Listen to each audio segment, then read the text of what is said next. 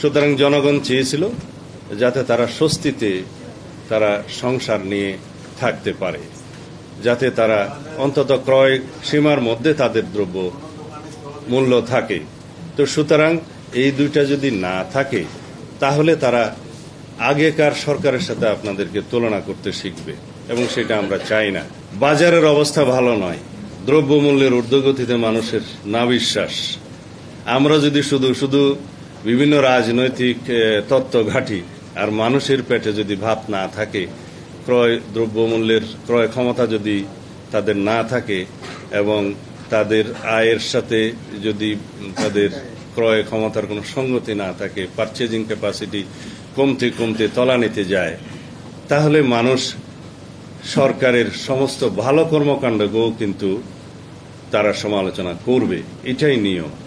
তা আমি আশা করব সমস্ত উপদেষ্টা মণ্ডলী, মাননীয় প্রধান উপদেষ্টা, আপনারা রমজানে গরিব মানুষের দিকে লক্ষ্য রাখুন, যাতে বাজারের পরিস্থিতি এমন হয় যে গরিব মানুষ অন্তত তাদের ক্রয় ক্ষমতার মধ্যে, ক্রয় সাধ্যের মধ্যে যাতে তারা নিত্য প্রয়োজনীয় দ্রব্যগুলো পায়, সেজন্য বাজারের সরবরাহ পরিস্থিতি এবং দ্রব্যমূল্য পরিস্থিতি উন্নয়নের চেষ্টা করুন। অন্যথায় আপনাদের যে কোনো ভালো পদক্ষেপকেও তারা সমালোচনা করবে, এটাই স্বাভাবিক।